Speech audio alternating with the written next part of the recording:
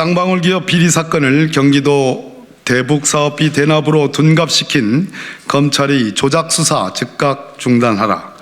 이재명 대표를 겨냥한 윤석열 검사 독재 정권의 무도한 수사가 결국 신북풍 공작으로 귀결되는 듯합니다. 검찰이 오랫동안 주장하던 변호사비 대납은 온데간데 없이 사라지고 쌍방울 기업의 대북 테마주 부양을 위한 사업 비용을 대북 사업비, 방북비 대납으로 둔갑시키고 있습니다. 역대 독재 정권들이 정적제의 최후 수단으로 활용하던 공작의 수법을 그대로 답습하고 있습니다. 검찰의 창작소설은 등장인물과 소재만 달라졌을 뿐 대장동 사건 수사와 스토리가 매우 유사합니다. 유동규와 남욱 대신 김성태 전 회장이 등장했습니다. 게으른 소설가의 자기 표절이라고 해도 무방할 정도입니다. 그러나 이 소설에는 개연성이 전혀 없다는 아주 치명적인 단점이 있습니다. 김성태 전 쌍방울 회장은 빚을 내어 회사를 인수하고 전환사채를 찍어 다른 회사를 인수하며 회사를 문어발식으로 확장시켰습니다.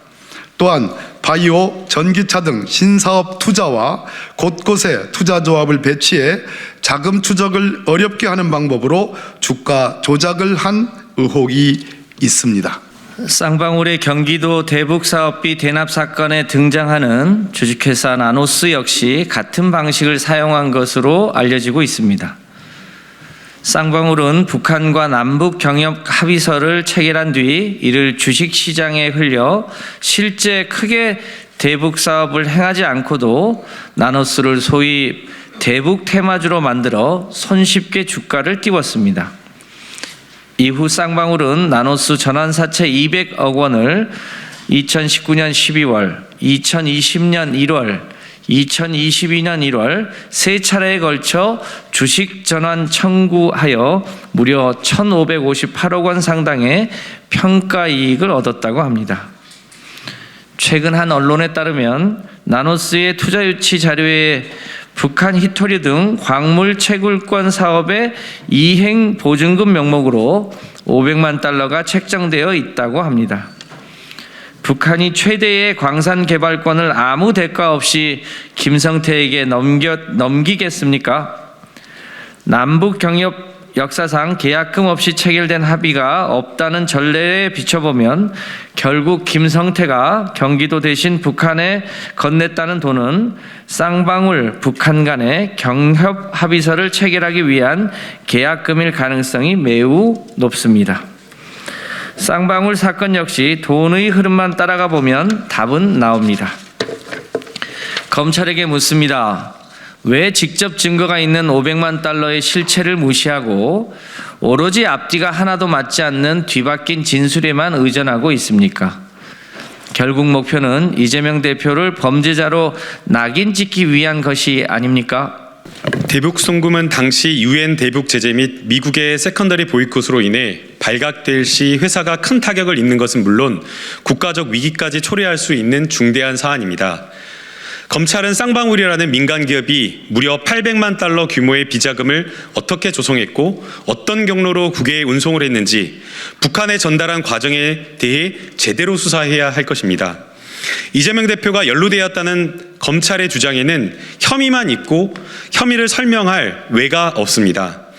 김성태가 경기도 사업비를 대납할 동기도 역시 없다는 뜻입니다. 2019년은 당시 이재명 경기지사가 선거법 위반 재판을 받는 중이었고 9월 2심에서는 지사직 상실형을 선고받았습니다. 정치적 미래가 불투명한 경기도지사를 위해 국가보안법상 편의 제공으로 10년 이하 징역에 처할 수도 있는 중대범죄 행위를 쌍방울 그룹 회장이 직접 저질렀다는 것입니까? 게다가 남북경협사업 인허가는 청와대와 통일부의 권한이며 경기도지사는 쌍방울의 대북사업을 지원할 어떠한 권한도 없었습니다. 결국 김성태가 구속 전 스스로 밝혔듯이 대북 송금은 본인의 비즈니스를 위한 것으로 보는 것이 합리적일 것입니다.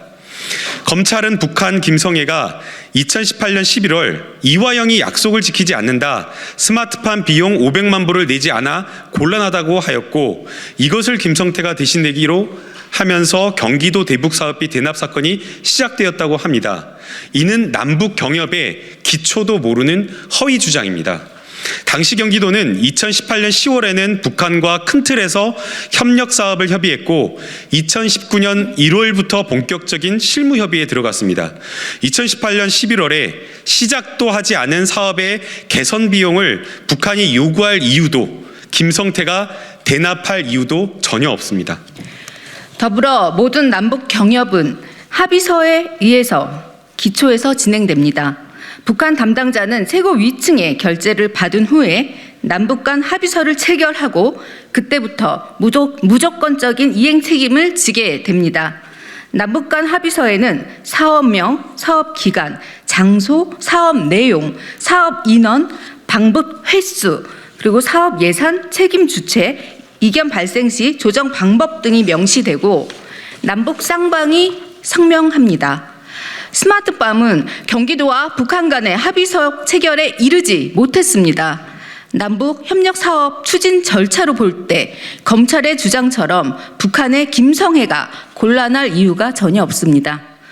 더군다나 스마트팜 사업은 비용 직접 지원 사업이 아니라 자재를 지원하는 인도 지원 사업입니다. 구체적으로는 북한에 기자재를 가져가서 야채 재배, 자동화 비닐 온실을 지어주는 것입니다. 경기도는 2020년에 이르러서야 유리 온실 자재에 대한 대북 제재 면제를 유엔에 신청하고 승인받았습니다. 최종적으로 스마트팜 사업은 남북 간 합의서 체결에 실패했습니다. 사업 추진이 되지 않았고 비용 등을 언급할 만한 사안도 아니었습니다. 다만 경기도는 농림 복합형 자동화 시범 농장 사업 항목으로 19년도 8억 원, 20년도 5억 원, 21년도 5억 원을 예산으로 편성했고 북미 관계 개선과 대북 제재 해제가 추진될 시 해당 사업을 차질 없이 진행하려는 의지를 가졌던 것으로 압니다.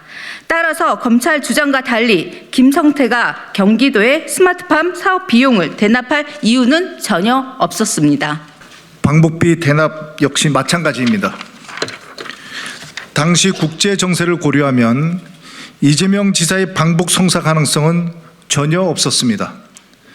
2019년 6월 판문점 트럼프 김정은 회담에 북한의 반대로 문재인 전 대통령조차 참석하지 못할 정도로 남북 관계가 전면 단절되었는데 경기도지사가 방북한다는 것은 불가능했습니다.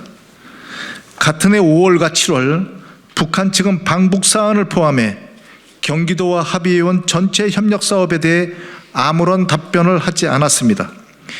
이후 제3국 개최 행사인 제2차 아태 대회를 끝으로 더 이상의 대북 접촉은 이루어지지 않았습니다.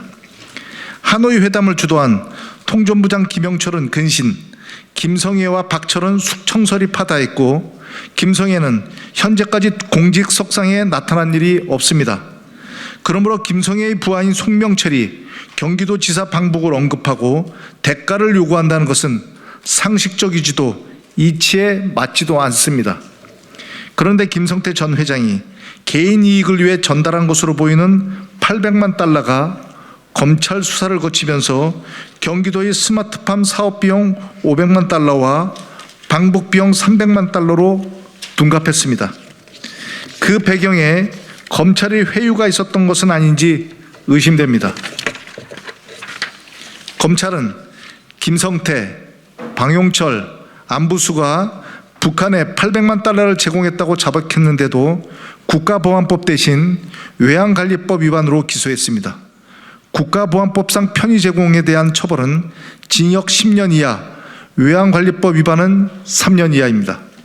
안부수는 기소 전 검찰 조사에서 자신은 김성태의 부탁으로 50만 불을 중국으로 운반해줬을 뿐 대북 송금에 대해 잘 모른다고 진술했으나 김성태 귀국 이후 번복했습니다.